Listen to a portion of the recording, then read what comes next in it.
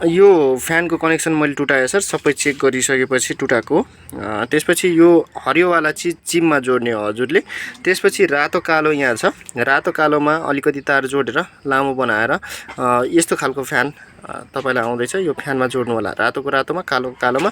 र यसमा नि तार लामो गर्न आफूलाई पाए कतिकोमा पर्छ, कति लामो चाहिन्छ त्यो अनुसारले तार राख्नु होला र चिम जोड्नु होला यो ग्रिनवालामा। बाँकी अरू त्यसपछि भिडियो कल गरौँला। एउटामा चाहिँ फ्यानमा तार जोडेकै छ, जसले गर्दाखेरि तपाईँ झुक्किनुहुन्न भनेर मैले यो बनाएको हो यसरी। साथीहरू, नेपालीहरूको एकदमै सस्तो सामानहरू हाल्ने बानी हुन्छ। त्यसैमध्येको ह्याचरी मेसिनहरू, DIY मेसिनहरू बनाउँदै गर्दाखेरि नेपालीहरूले के गर्छ, सस्तो सामान उपलब्ध गराउन खोज्छ, मगाउँछ वा मगाउँछन् पनि।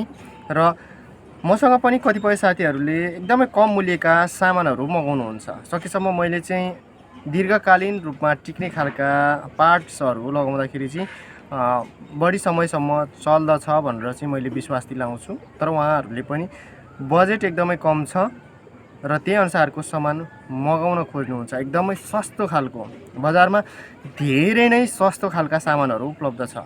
200-400 देखि लिएर हजारौं पर्ने कन्ट्रोलरहरू उपलब्ध हुन्छ, विद्युतीय यी पार्ट्सहरू उपलब्ध हुन्छ। अर्थात् तपाईले बनाउने चल्ला कोरल्ने मेसिन, सुकुटी मेसिन, ब्रुडर जस्ता र डिहाइड्रेटर मेसिनहरूको पनि यी पार्ट्सहरू उपलब्ध हुन्छ। यसरी पार्ट्सहरू लगाउँदाखेरि तपाईहरूले एकदमै न्यून मूल्य हाल्न खोज्नुहुन्छ। अब यति रुपियाँमा आइहाल्छ सामान, तपाईले महँगो लिनुहुन्छ भनेर मलाई त्यस्ता खालका मेसेज गर्नुहुन्छ व्हाट्सएप, इमो, भाइबरमा। सबै चिज डिल भइसकेपछि क्यान्सल गराइदिनुहुन्छ। किन भन्दाखेरि तपाईहरुको बजेट कम छ वा तपाईले खर्च गर्न चाहनुहुन्न। तपाईले यदि खर्च गर्न चाहनुहुन्न भने तपाईले त्यो किनेर परेशान मात्रै हुनुहुन्छ। तपाईलाई दुःख हुन्छ। किन भन्दाखेरि इलेक्ट्रोनिक चिज चल्दै गर्दाखेरि लामो समयसम्म चलाउनु पर्ने हुन्छ। उदाहरणको लागि चल्ला कोरल्ने मेसिनको कुरा गरौँ। यदि त्यो मेसिन तपाईले बनाउँदै हुनुहुन्छ, एकदमै कम मूल्य हालेर बनाउँदै हुनुहुन्छ भने कहिलेकाहीँ धोका दिन सक्छ। यस्तो धोका दिँदाखेरि तपाईले हालेको अन्डाहरू बिग्रिन पनि सक्छ। त्यही भएर सकेसम्म एकदमै जेन्युन सामान मात्रै मगाउनुहोस्। ओरिजिनल सामानहरू मगाउनु भयो भने तपाईलाई पनि सजिलो, हामीलाई पनि ढुक्क हुन्छ। फलानुले फलानु ठाउँमा मगाउनु भयो र राम्रो उत्पादन लिनुभयो भनेर चाहिँ मैले तपाईहरुमा सम्प्रेषण गर्न सक्छु। ती भिडियोहरू, ती सन्देशहरू 2-4 पैसाको लोभमा तपाईहरुले सस्तो खालको सामान हाल्नुहुन्छ। र आजको यो भिडियोमा चाहिँ मैले तपाईलाई एउटा सामान, एउटा ह्याचरीको लागि चाहिँ सामान्य सेटअप मैले चाहिँ उहाँले भने अनुसारको बनाएर चाहिँ पठाएको छु, सेटिङ गरेको छु, वायरिङ गरेको छु, सबै गरेको छु। यस्तो खालको रिक्वेस्ट आउँछ, तपाईले नै सबै चीज गरिदिनुस्। मैले बल्ब मात्रै फिट गर्ने तरिकाको उहाँलाई पठाएको थिएँ र जसको फलस्वरूप उहाँले चाहिँ सिक्नलाई अलिकति कम समय पाउनुहुन्छ वा तपाईले आफैले अन्डा नहालिकन वा तपाईले तयारीको लागि सिक्दै गर्दाखेरि हाम्रो भिडियोहरू छ, युट्युबमा छ, त्यस्तै गुगलमा पनि वायरिङ डायग्रामहरू पाउँछ। धेरै किसिमका डायग्रामहरू, भिडियोहरू उपलब्ध छ। तपाईले अनलाइन प्लेटफर्ममा हेर्न सक्नुहुनेछ। तपाईले त्यतातिर नबुझ्दाखेरि हामीलाई पनि सोध्न सक्नुहुनेछ, हामीले पनि तपाईहरुलाई बताउने गरेका छौं।